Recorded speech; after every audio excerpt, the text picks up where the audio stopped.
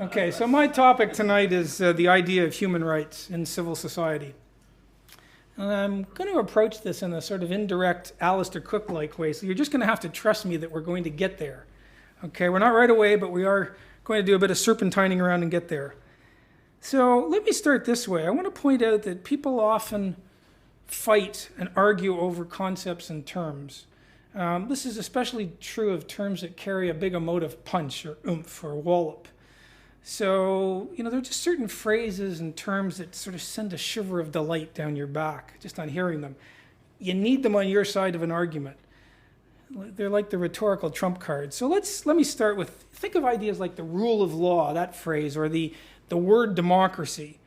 Everyone wants these concepts on their side to advance their own substantive position. There was a British philosopher back in the 50s named W.B. Galley, and he called these essentially contested concepts. Now, when it comes to what's actually meant by democracy or the rule of law, it turns out that people disagree. And I mean smart, well-informed, intelligent people disagree. Nice people disagree. People you'd go for a beer with, happily share a beer with.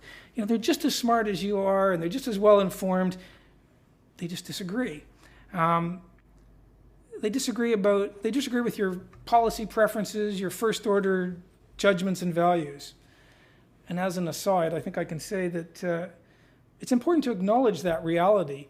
The differences of opinion and disagreement, they can be between sides where both sides are equally well-intentioned and well-informed.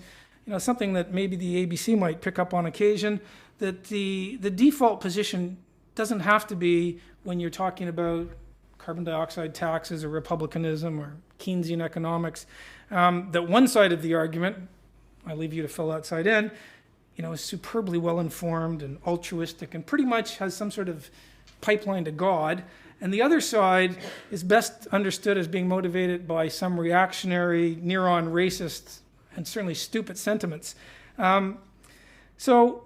I think the truth is that in almost all disagreements in countries of 20 million or 30 million or 330 million, the best explanation is not that one side is morally superior and smarter than everyone who disagrees with them, and the other side is somehow in need of re-education.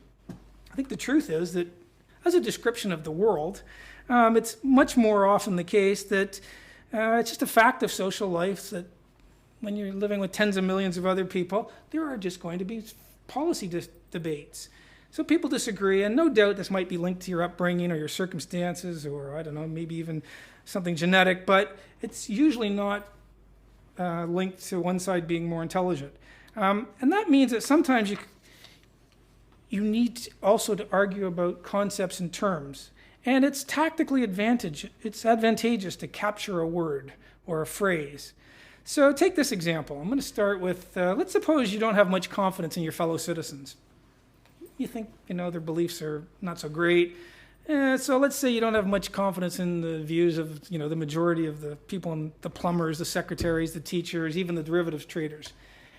But you can't really these days in the West come out of the closet and say, I'm against democracy. The idea of counting everyone equally, letting them vote to choose people who are going to decide these issues, that's a bit hard in today's world to admit openly. You're really a sort of a latter-day aristocrat, and you prefer top judges and overseas, people who work for the UN, maybe on some committee or other to make these decisions. Here's what you do. You just redefine the concept of democracy. So you take the core idea that used to be related to something procedural, how decisions are made, and you include in that concept something new, an element related to what the decisions are, whether they're acceptable or not. So now you get to assess how rights-respecting some statute is, or how illiberal it is. If it's unduly illiberal, or if it's not rights-respecting enough for you, then all of a sudden it doesn't count as being democratic anymore, right? And see, this way you get your first-order preference to build in, a lots of judicial review without actually having to say, I don't like democracy. That, of course, leaves out of sight two things. First off, people disagree about what's rights-respecting. You can say something's not rights-respecting, but the fact you say it doesn't make it a position that everyone else is going to agree with. smart, nice, well-informed people. They disagree. And secondly, the judges and some of the people working for some UN international body who will now get to have more input into these decisions, on things like same-sex marriage or euthanasia, there's no reason to think they have any more moral perspicuity than you do. So it's a neat trick. All of a sudden, it's like, hey presto, you've redefined the notion of democracy and you build in a role for some exclusive group. That's one example of what I'm going to be talking about when we come to human rights. It may sound familiar to you because it's exactly what's happening in the world today with the concept of democracy. It's being redefined. People are arguing about what it actually means. Here's another one that's sort of relevant. Think about the concept of multiculturalism. Now, this is not an old concept. Most people trace it back to my native Canada, maybe 3 decades or so ago. It was part of the English-French tussles, where they thought that biculturalism might be strengthened by throwing in a few more cultures. So, you move from bi to tri to multi. It's like you own a Cineplex. And that might be the way to go. I don't think anyone at the time, it was in the 70s, I don't think anyone imagined that any core Western notions of equal status of women or the importance of free speech or the underlying importance of letting the numbers count when it comes to democratic decision making, or the freedom to question even religious doctrine. I don't think anyone thought these were up for grabs when this concept of multiculturalism came up. So the idea was through and through one that was sort of founded on individualist liberal presuppositions. You could go and enjoy Greek or Italian or Indian food. You could broaden your horizons by understanding how things were done in Indonesian households or how the Estonian language is related to Hungarian and neither is Indo-European. But the core question of whether all cultures are equal in their effects, that was pretty much a non-starter. The cultural relativist pretension that all cultures are equally good and they've all been equally successful in, for instance, inventing jet airplanes or discovering antibiotics or doubling lifespans in the last century or improving the plight of women. That was a pretension that was so obviously false you couldn't even really state it out loud with a straight face. Or at least if you could, you ought to move to LA and look for acting work. But over time, that pretension has made its way, that cultural relativist pretension has made its way into our understanding of multiculturalism, I think through the back door. So now the word means different things to different people. You've elided some people into the notion of multiculturalism, basically multi-ethnicism or multiracial society, which is a very different idea, very, very different. No one can affect the great sort of genetic lottery, but cultures are created.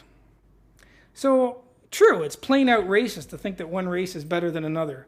It also shows a pretty ignorant understanding of the genetic diversity of Homo sapiens. We are not genetically diverse.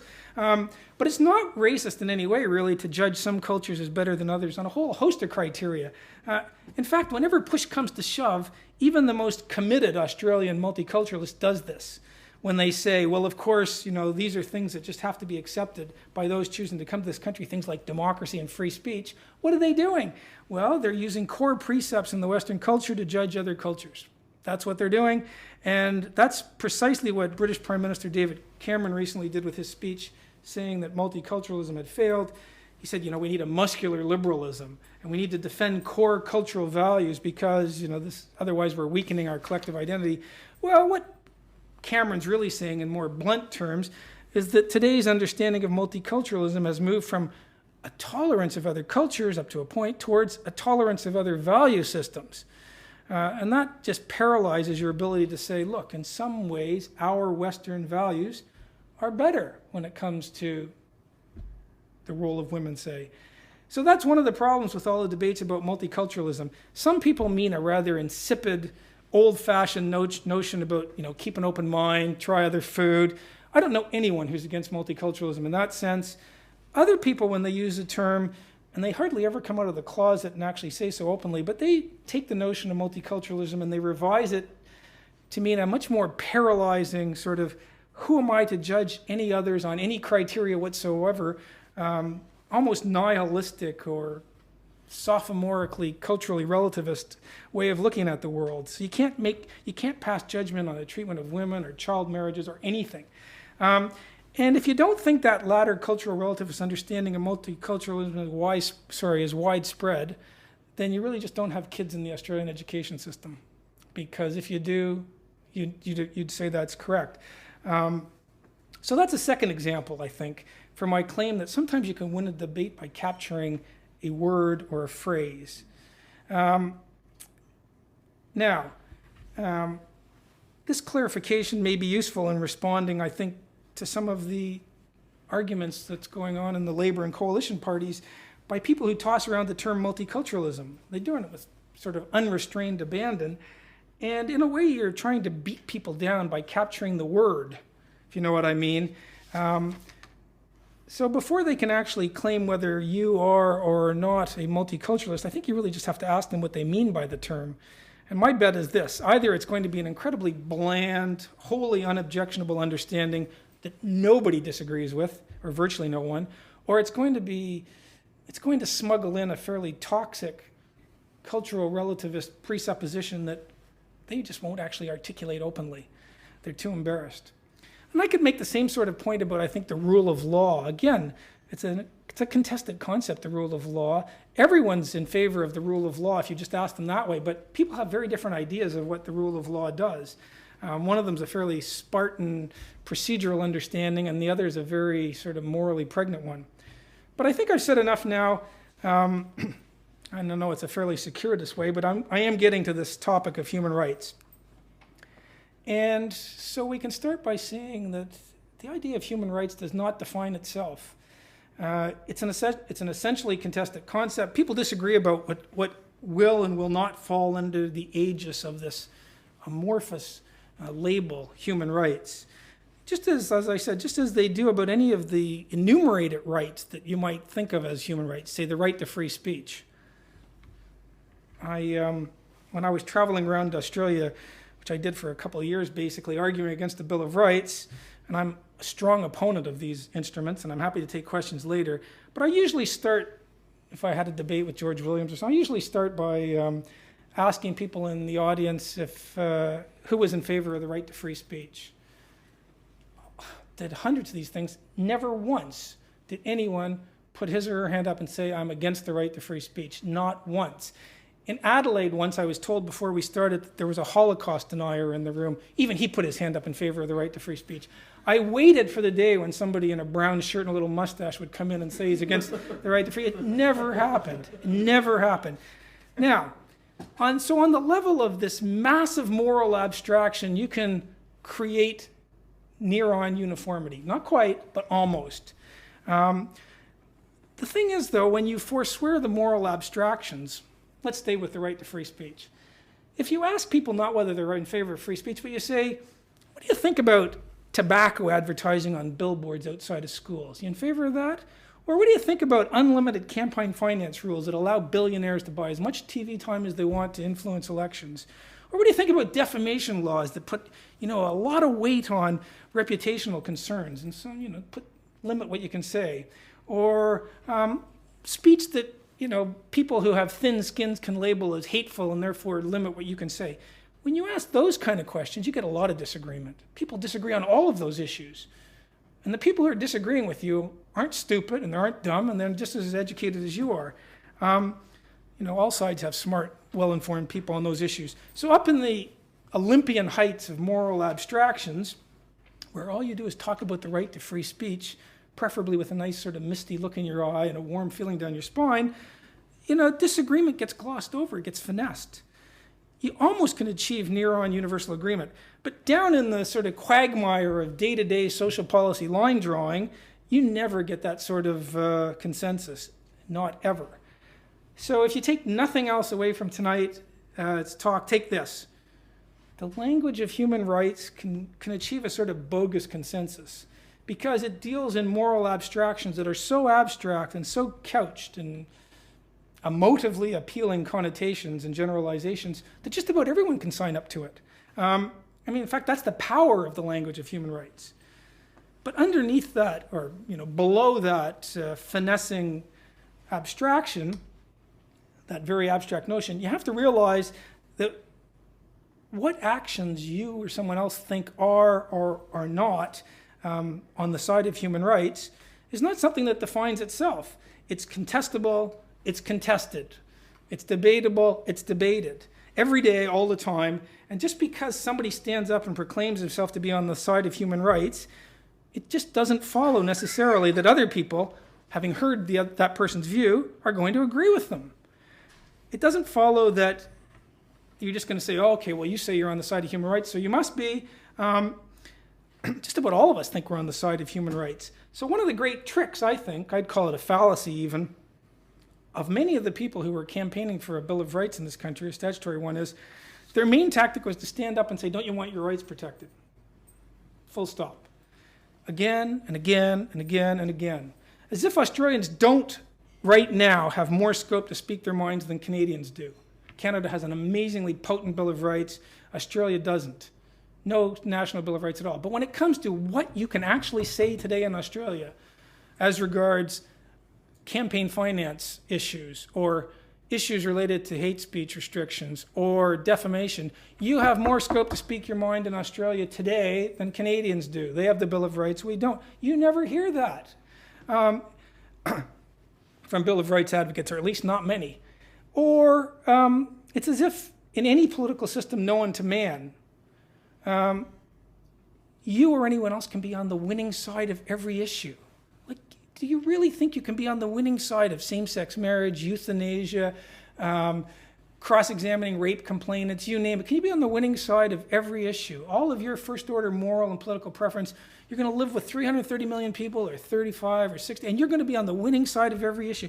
How are you going to design that system, really? That's an interesting one. Or whether, some women can wear headscarves into school, or people claiming refugee status ought to be, basically unhindered in arriving in the country. Or again, the one I just mentioned, whether a rape complainant gets to be subject to the full panoply of cross-examination questions. These are issues where you have to expect going in that people are going to disagree. I like that last one about cross-examining alleged rape victims, because it really neatly turns the table on most pro-Bill of Rights people. The pro-Bill of Rights brigade tends to assume, I think, and probably unwarrantedly, that these instruments are a guarantee that you're going to be on the nice, progressive, get-up side of every issue. So here's what happened in the UK. Not too long ago, the legislature passed a statute that restricted a little bit what a defense barrister could ask a woman who was a complainant in a rape trial. There were questions that you couldn't ask about her past sexual history. The statute goes up to the UK's highest court under their statutory Bill of Rights, which is linked into the European Convention on Human Rights, and the judges say that statute breaches people's timeless fundamental human rights. It breaches the right to a fair trial. Now listen, that is a very, very debatable call. There's good arguments on one side and good arguments on another.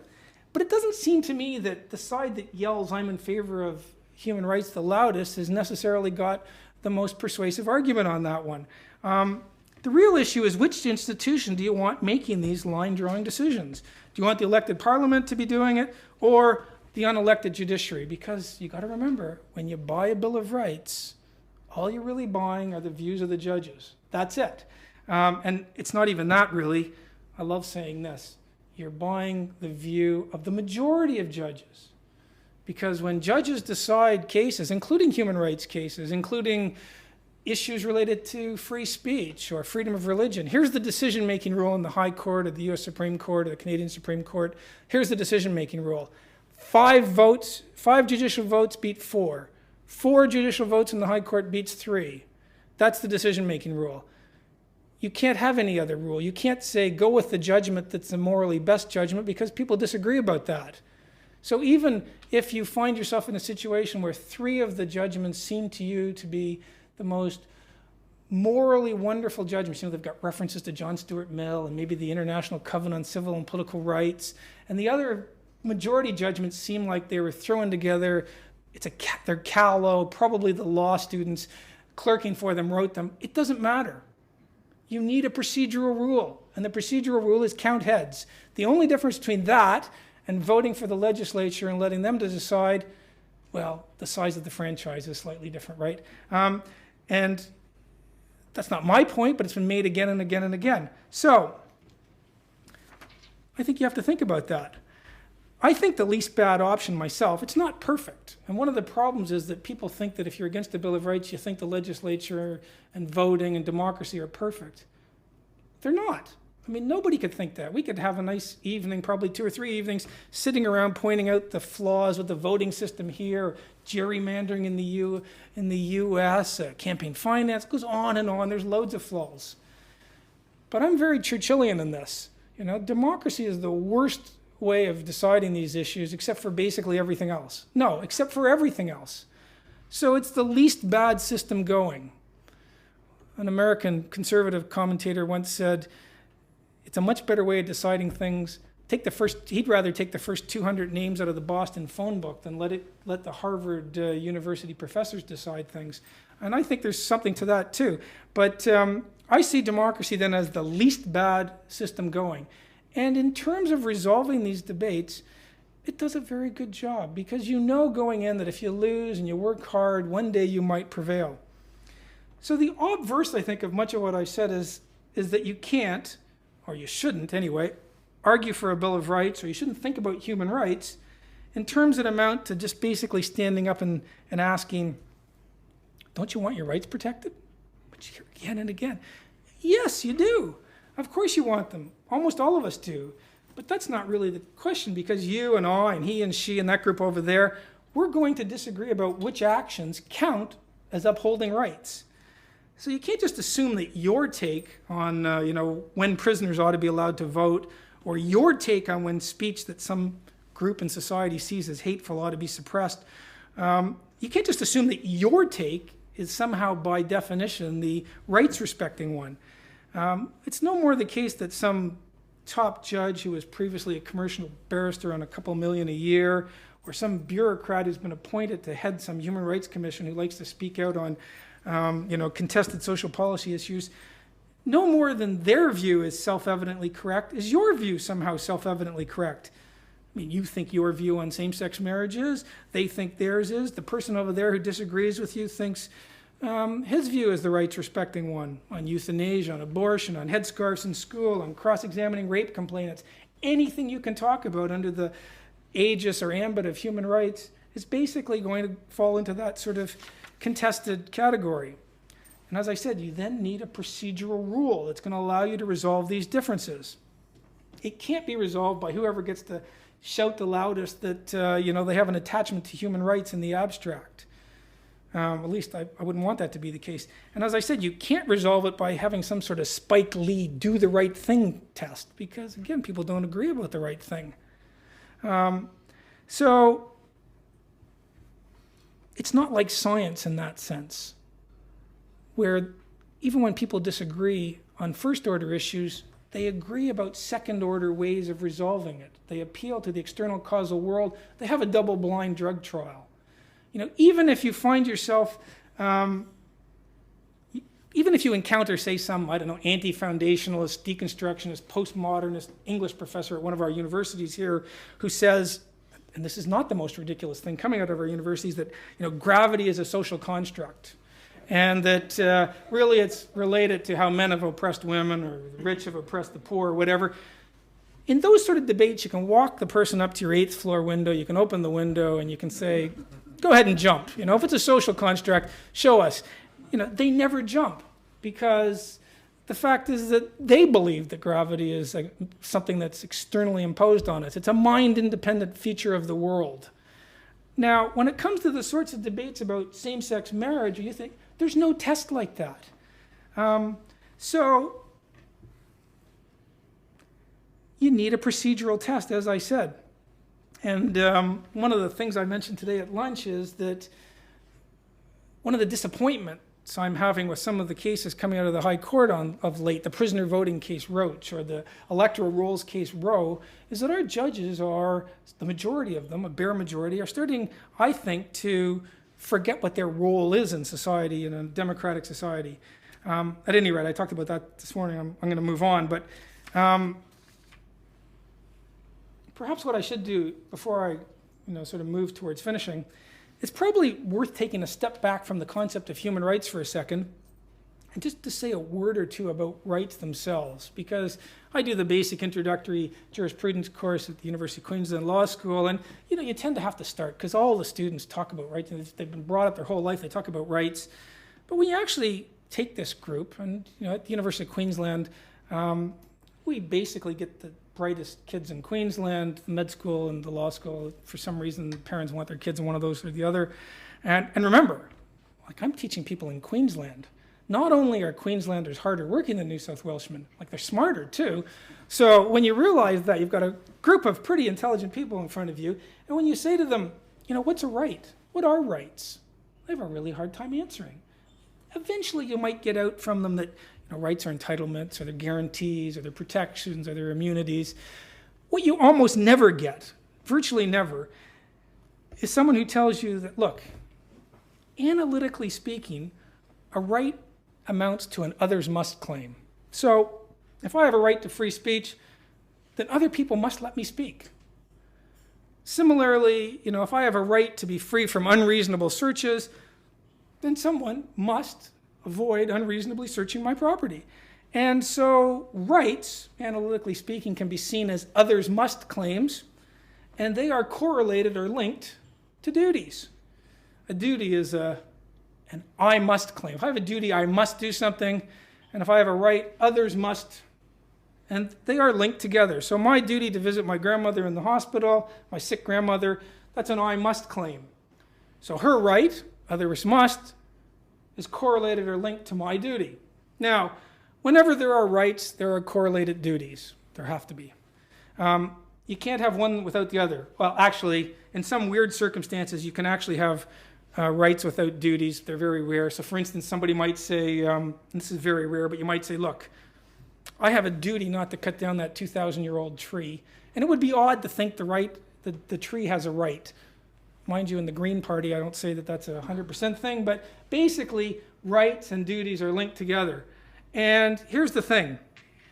Once you understand rights in that sense analytically, not only are rights linked to duties, and I think that's why the state of Victoria, with their awful little statutory Bill of Rights, labeled it the Charter of Human Rights and Responsibilities, even though you can read the thing 15 times back to front, you don't really find any enumerated responsibilities or duties, but they've recognized that rights are correlated to duties.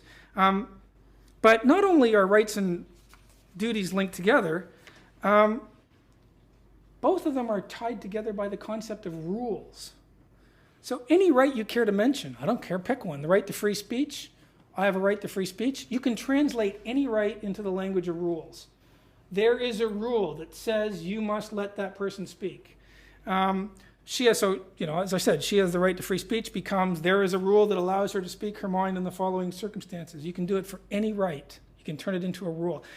The difference, of course, is that the language of rules, this really doesn't have the same oomph. I might accept Oliver, he's German, but for most of us, the language of rights has a real emotive attachment power. But the language of rules doesn't have that. It doesn't make you feel like, everything's great. But take aside that emotive punch or oomph. Up in Queensland, we don't say oomph, we say oomph, on analogy with maroon. But regardless of that, the language of rules then doesn't provoke that frisson of excitement. But you get exactly the same result. You could just totally dispense with the language of rights, and you would be analytically no worse off. You could do it all in terms of rules.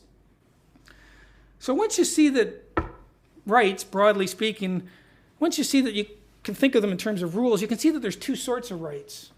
There are rights or rules where you can see where the claim is coming from. It's a legal right, habeas corpus, or in some circumstances, right to a jury, or what's your status, what do you get as a residential tenant.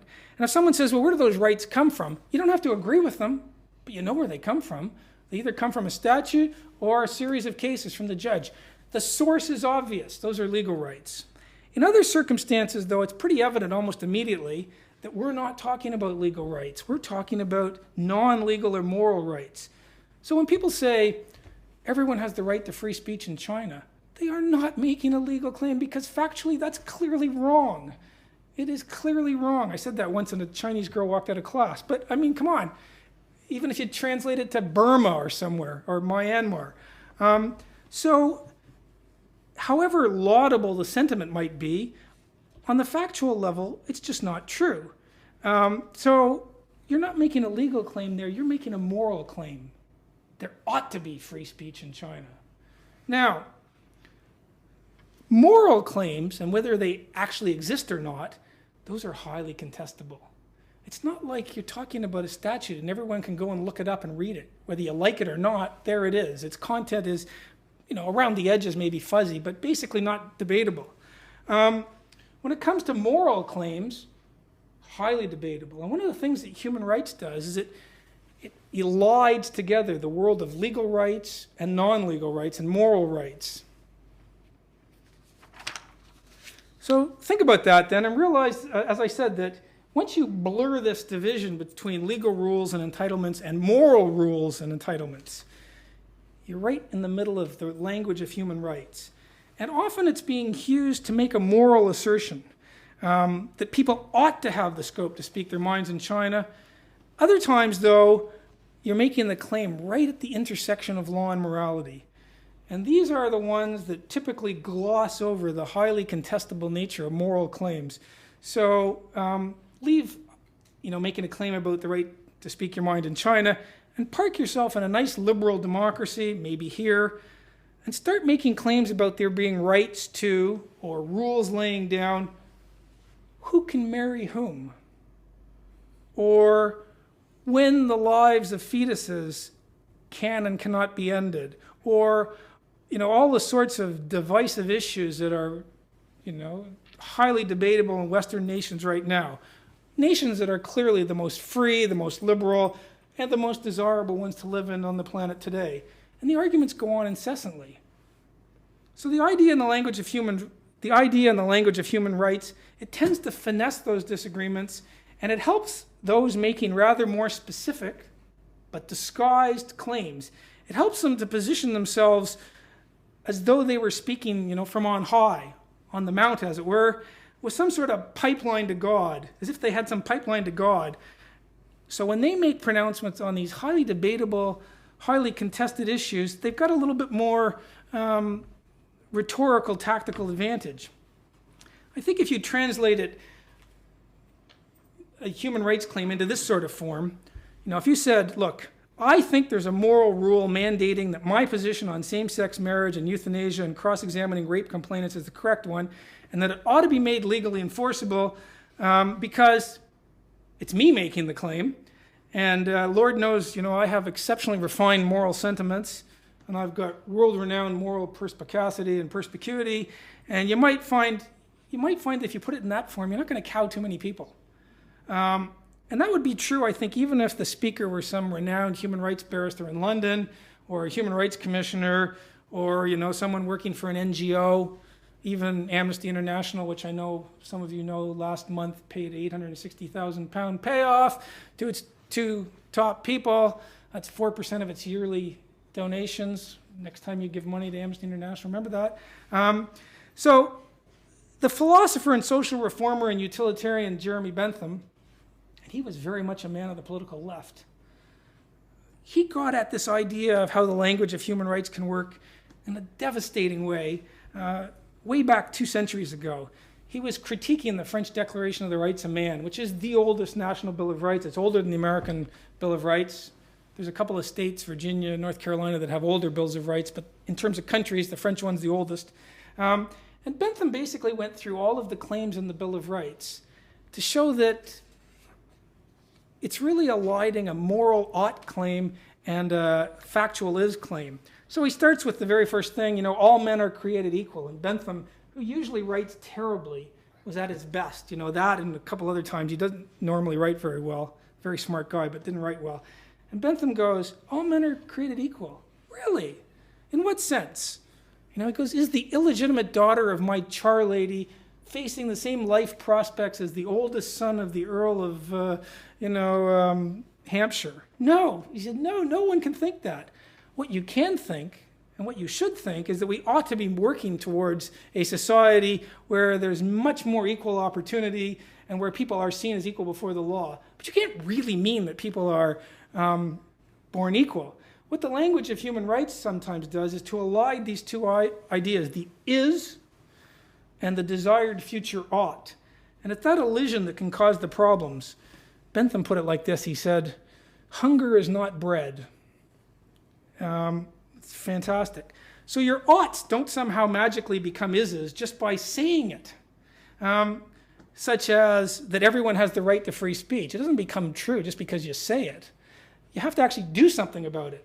And if you're not careful, Bentham said, you're never going to get the reforms you want.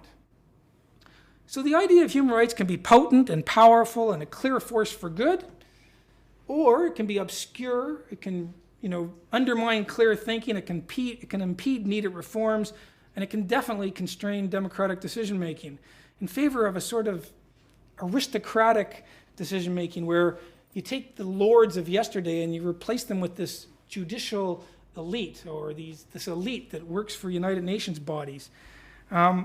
So you have to remember, I think, and never forget that in Western liberal democracies, people disagree about almost any important social policy issue. And that translating those disputes into the language of human rights does not get rid of the underlying disagreement. It may hide it, it may finesse it, it may give tactical advantage to one side, but that's it. Now, it's customary to finish with a joke. When I was in practice in a big Toronto law firm, the clients always enjoyed a joke. What's the difference between a dead lawyer on the highway and a dead snake? Skid marks in front of the snake. So, they'd enjoy that until they got our bill. But I thought I'd try to provide you with a joke or two to end, something that was related to the idea of human rights and civil society and the world at large. So here are my two concluding jokes.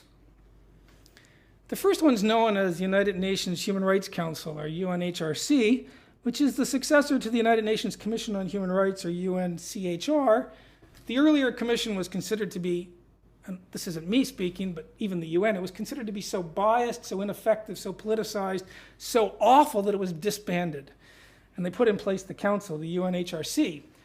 Now, who would have guessed that the new body would be even worse than the old one? Probably not many. But let me tell you a bit about the UNHRC so that the next time you're at a party and someone tries to win a rights-based argument by appealing to international law or to international norms, you have a little bit better idea of the facts.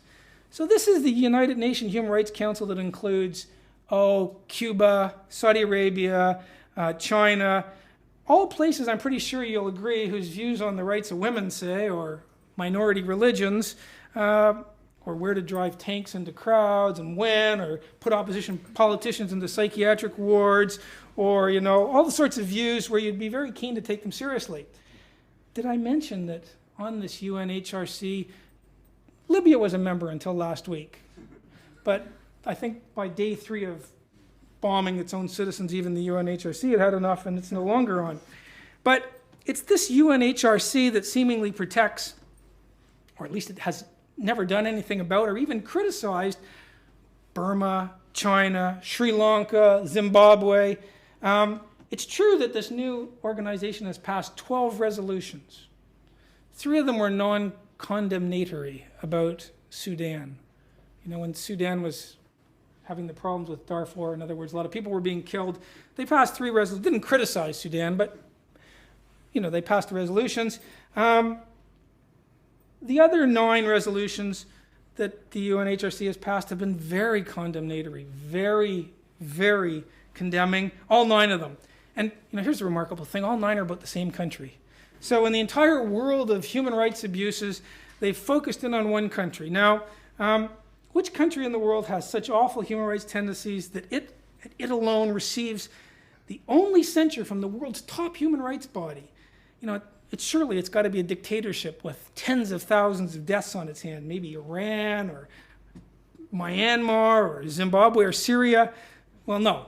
Okay, so at least we know it's not a democracy, right? Well, you got that wrong too. Now, I think you've all probably figured out the single-minded focus of the UNHRC. You might have it down to 2 countries, but here's the country it is. It's Israel. The winner is Israel. So in terms of human rights abuses, according to the top UN body, the score is Israel 9, the entire rest of the world 0. And this is from the same UNHRC that passed a resolution urging UN states to adopt laws outlawing the criticism of religion that's called anti-blasphemy laws. That one was proposed by Pakistan, which is another model human rights nation, much better than Israel. Now, how many people who see themselves as being in favor of the right to free speech? I do. I'm sure all of you do. How many people, when you said I'm in favor of the right to free speech, thought to yourselves that the top human rights body in the world sees free speech as encompassing and being limited by anti-blasphemy laws? What a joke, really.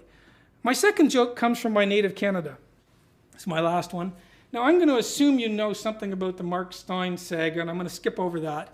I'm going to leave that for question time if anyone wants to ask. But let me tell you instead about some of the so-called human rights tribunals in Canada, my native Canada.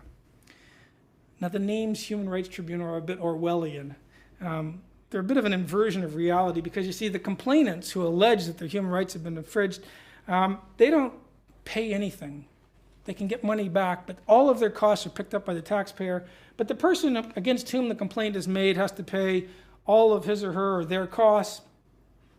And so they pay their own costs, and they can be fined at the end pretty big sums. And it's not really like a regular trial, and you can't really cross-examine, and you can get money for claimed hurt feelings.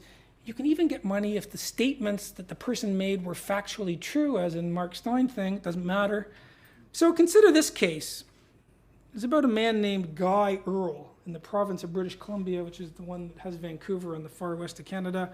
Now, Mr. Earle had to stand trial, if that's what you want to call it, before the British Columbia Human Rights Tribunal. Mr. Earle is or was, wait for it, a stand-up comedian. That's how he made his living. He worked in nightclubs. People paid to come and hear him. He was a stand-up comedian. He was working one evening, and 2 lesbians came into his show. They got a bit drunk. They started making out in front of the stage. The audience was getting a bit of hand. So he started to ridicule them. Nothing unexpected with a stand-up comedian, including making jokes about their sexual preference. Now, in the British Columbia world of human rights tribunals, it turns out that there's no assumption that people going to hear a stand-up comedian need to have a bit of a thick skin, or that they don't have to go at all. One of the women complained, and the application to have this complaint dismissed, which most of us probably would easily win. This was heard by the same tribunal member who chaired Mark Steyn's British Columbia Human Rights Tribunal hearing. And you get no prizes at all for guessing that she did not dismiss the claim against the stand-up comedian. She let it proceed. Now, I'm betting that very few people who feel a strong attachment to the idea of human rights and civil society think that this is a concept or an idea, that it's one that can, or at least ought to be used to censor people whose views you just don't like. And in fact, even that's putting it too low, too weakly. Try this, thinking about this Mr. Earle case. I bet you didn't think the idea of human rights could be used to censor professional comedians whose shows you choose to go to, and that this can be done because you happen to think they're not very funny. Now, if the facts of this example were in any way different than what they are, I'd be tempted to say the whole thing leaves a bad taste in your mouth. But let me instead just say this. What a joke. I mean, I'm just sorry it wasn't a funny one in which to end. But let me just, again, take this last sentence to thank you all for attending. Special thanks to the CIS. And I was told to leave time for questions, so fire away. James, can you update us on the Mark Steyn thing? Because I haven't been able to track it for a few months. Steyn was writing for the Maclean's, which is the Time magazine equivalent in Canada, so it's very well funded. And because they had so much money, he went and tried to lose. They just funded him. You know, these bodies aren't used to people fighting them because high cost, you can't really win. It's just easier just to, you can't cross-examine. So Steyn just made a point of saying, I'm going to fight them all. Maclean's were going to fight them all. And as Stein puts it, the Human Rights Commissions in British Columbia, Ontario, and Canada just caved in. They dismissed their own cases. He wanted to fight because he wanted to take it up to the Supreme Court. The Canadian Supreme Court has this horrible precedent that says that hate speech laws, like the ones that set up Section 13 in the Canadian Human Rights Commission, are compatible with the right to free speech. You don't actually hear that from proponents of a Bill of Rights either, that your wonderful notion of a statutory or constitutionalized Bill of Rights is going to be compatible with laws like that. So Stein ended up winning just because the sort of bureaucracy caved in. It was getting terrible press in Canada. But the interesting thing is that the Conservative government in Canada hasn't repealed the law. It's appalling. They haven't committed, and the bureaucracy is making sure that they don't prosecute anyone who might actually spend the money to take it up to the Supreme Court because they're a bit worried the judges might overturn their old precedent. So it just sits there so that you can prosecute stand-up comedians because they don't get the money to fight you all the way to the Supreme Court. But big ticket people like Mark Stein, backed by money from Maclean's, well, they're always going to win. As Stein says, on the law, he should have lost. He didn't really have a defense because they don't give you a defense. So no one has a defense. But he won because, he was writing one of the funniest columns on the internet every day as it was happening, and they were being totally ridiculed. So he wins. So we're stuck in Canada with this situation where, if you're pretty articulate and you don't like it and you're making a political point about it, they won't prosecute you. Not just go to the microphone, I think now it's recording. Yeah. Sorry, where? Can we detach it, Megan?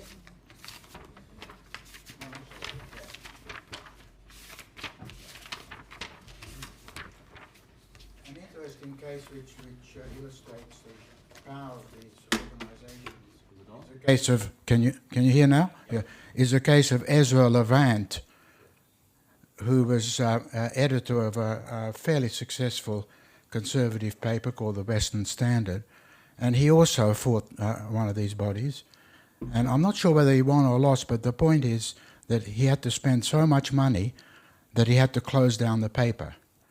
So in this case, the Human Rights Commission, which I think is a leftist-aimed commission, was very successful because it closed down a successful right-wing paper.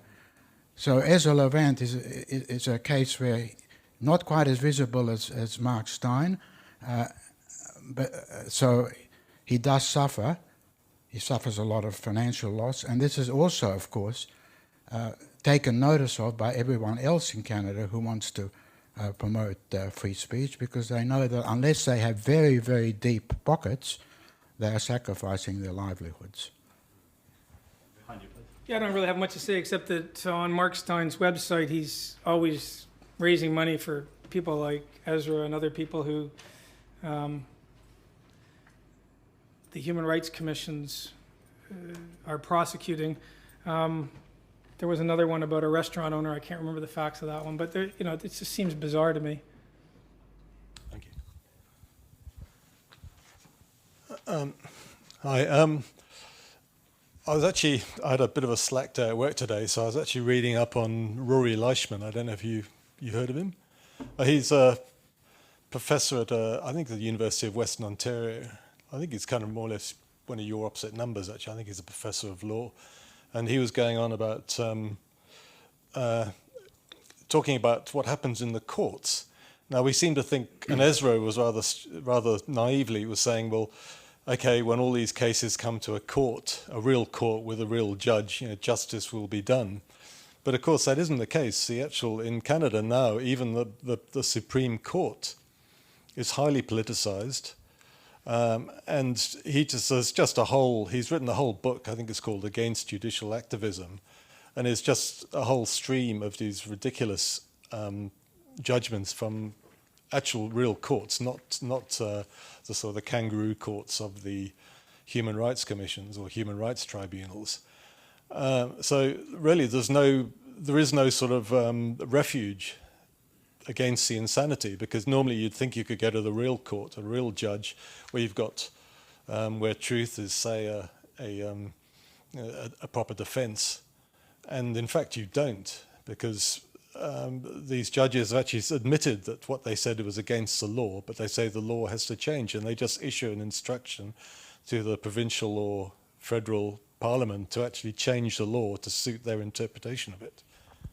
Well, I'd say a couple of things. I mean, we see some pretty odd cases coming out of Europe and prosecutions there on issues related to basically anti-blasphemy stuff.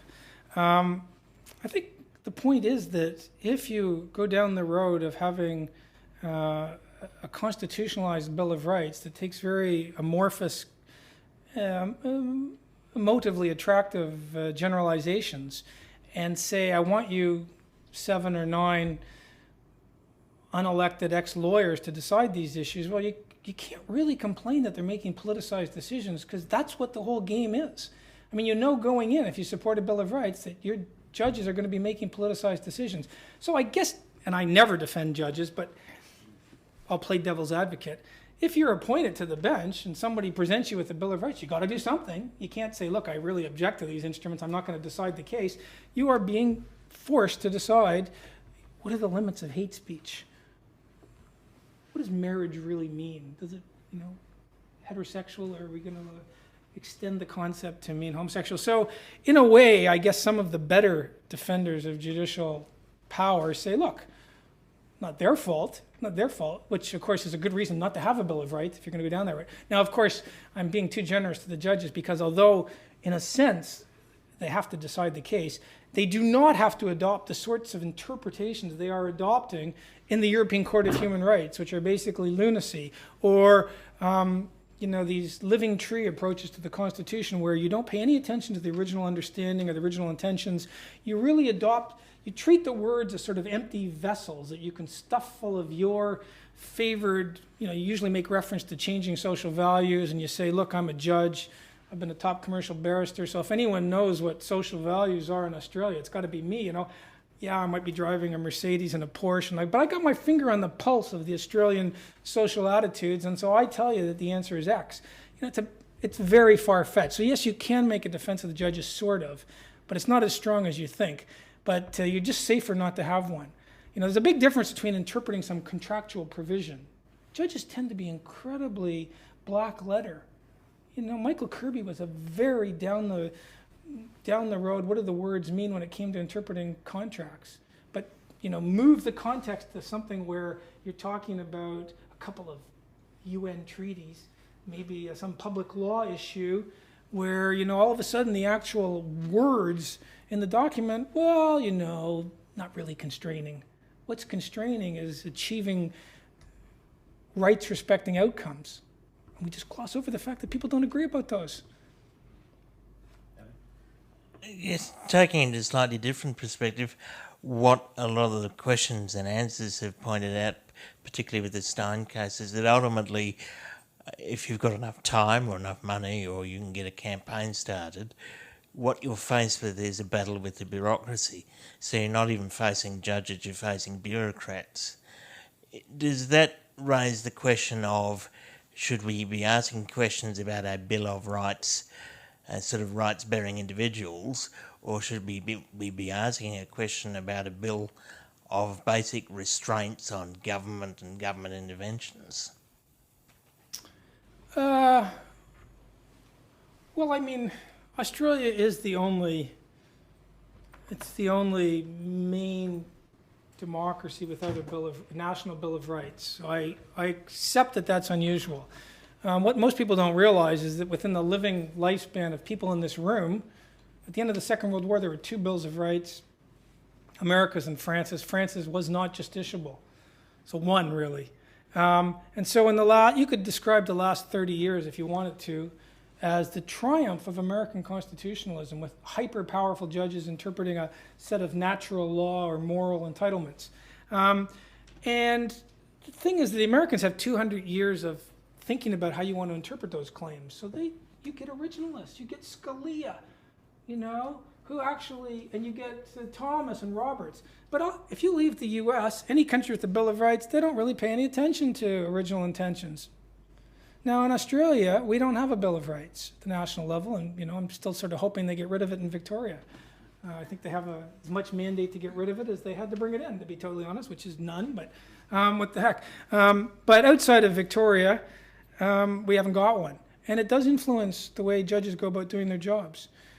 When Canada got its Charter of Rights in 1982, one of the arguments was the Canadian judges were the interpretively most conservative judges in the English-speaking common law world. I heard that all the time.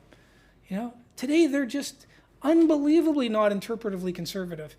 I used to say this, and I still stand by it. When Michael Kirby was on the High Court, clearly the most interpretively loose canon of the High Court justices, if you had taken him off the Australian High Court and put him on the Canadian Supreme Court, he would have been the most interpretively conservative judge in Canada. And there's no doubt about that. So the Canadian Supreme Court has gone bonkers. That's a term of art, right? Okay, that's a legal term. They are way more inclined to second guess the legislature than American judges, but without all the checks and balances you get in the US. So you don't actually have to put them in front of a bunch of senators who ask them about their views of abortion and euthanasia and everything else. In Canada, they just get appointed.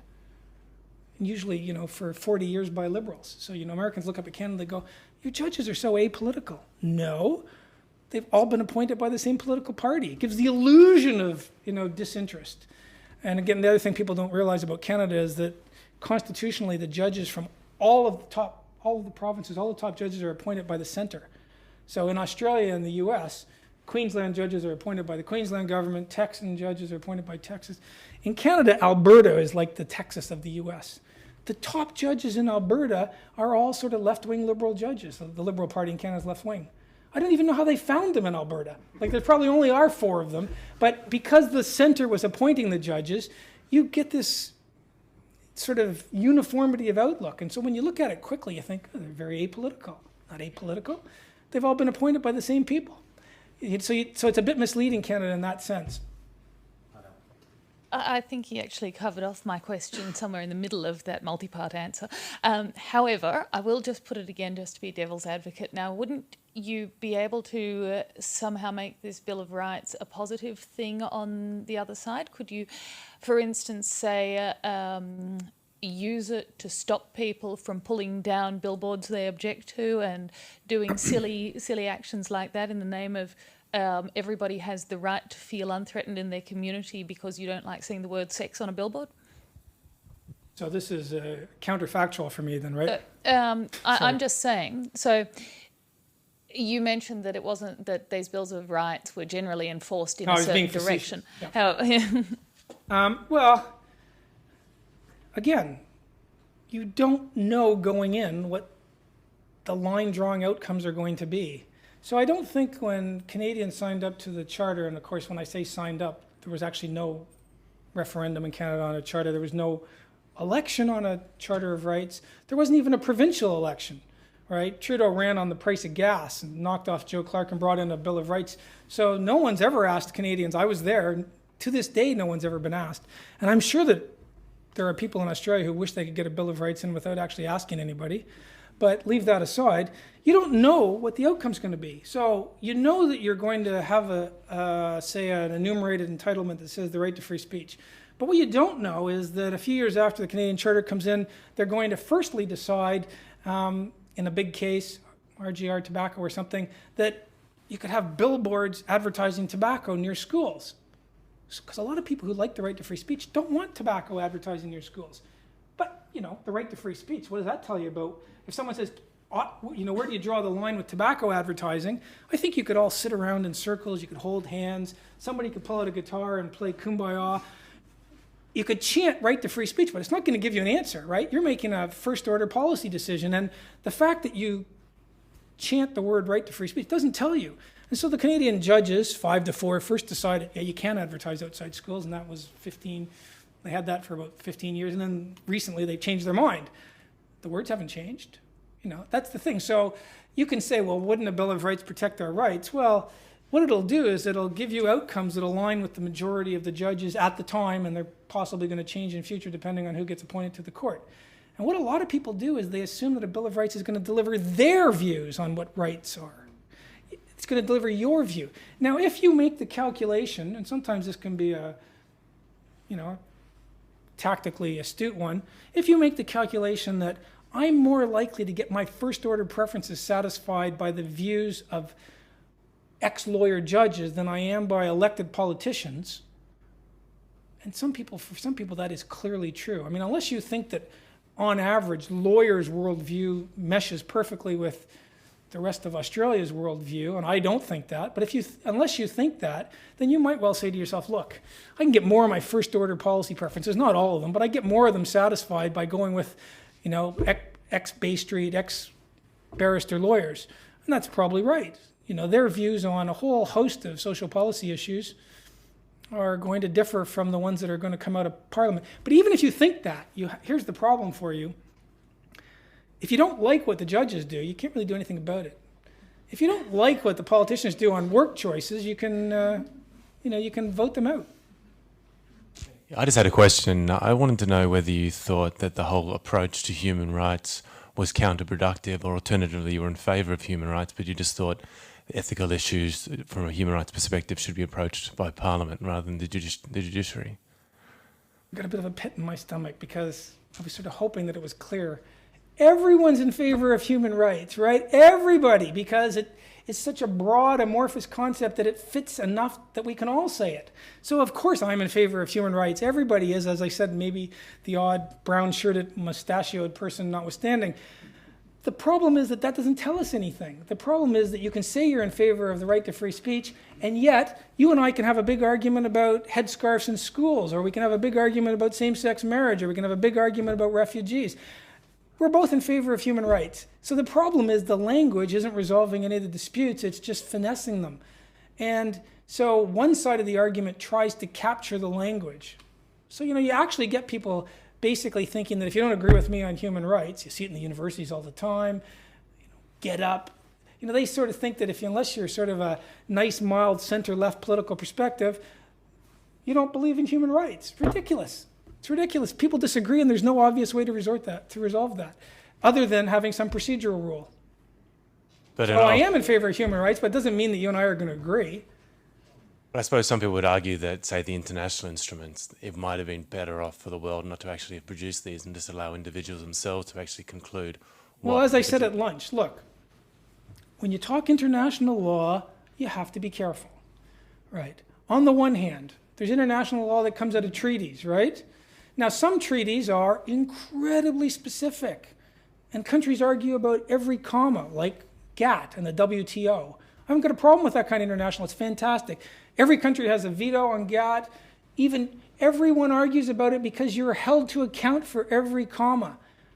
Then you've got other treaties like the International Covenant on the Rights of the Child or something, where you're trying to come up with language where you can get Sudan on board and maybe Libya, and so you talk in vague generalities. And then they have these committees that come around and administer them. Nobody in Sudan cares what the committee thinks. They tell them to piss off. But these committees, they come to Australia and they say, hey, look at Article 19 of the Rights of the Child. Vague, waffly, general stuff. We interpret that to mean that it's a breach of international law to spank your children. Did you know that? Nobody knew that. Do you think people in Sudan signed up to that? Nobody in Australia signed up to that. And yet you're at a dinner party and someone says, it's a breach of international law to spank your kids.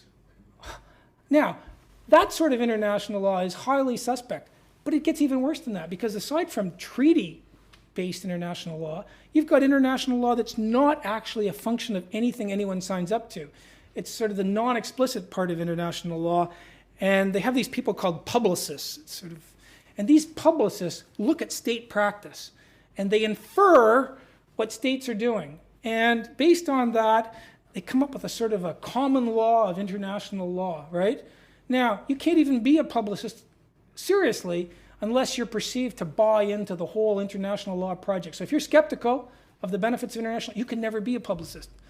Now, it's a one-way ratchet-up effect. And here's the problem. It is so unbelievably undemocratic.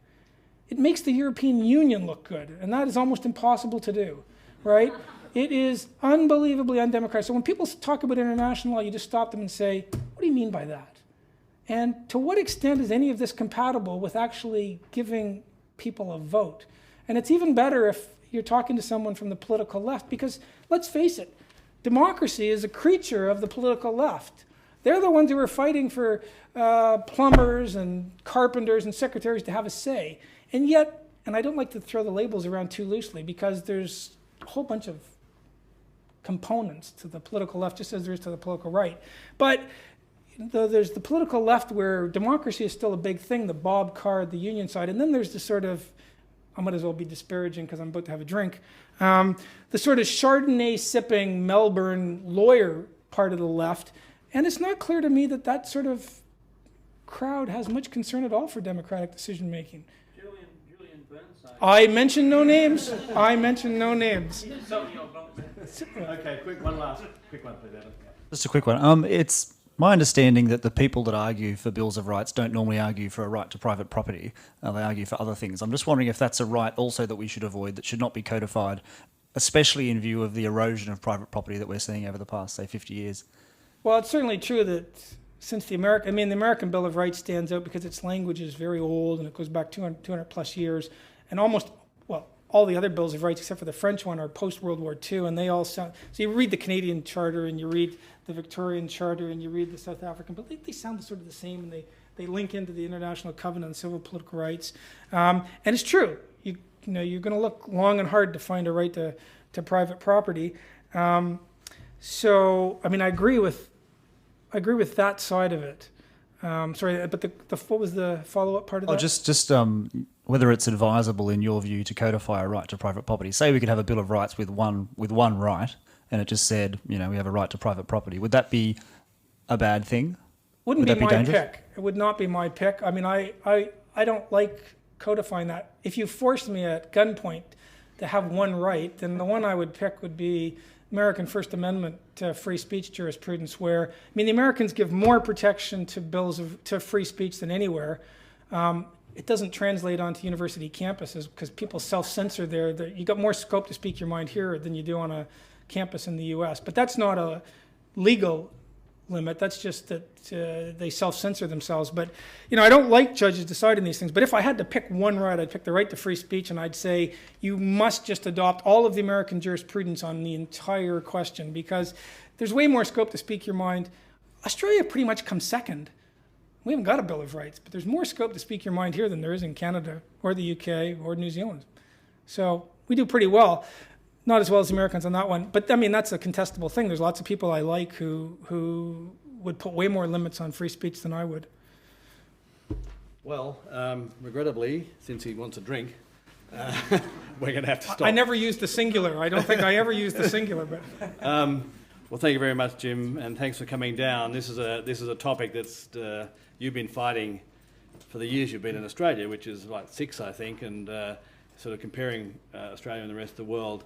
It's important to get these sort of perspectives, and also for us to be working it. We published last year a piece on the proposals, what was it called here, a Charter of Rights or whatever, by Elise Parham, and as you know, the government decided not to proceed with whatever it was they were trying to bring in. So the fight still goes on. So thanks very much again, and thank you, ladies and gentlemen, for making it.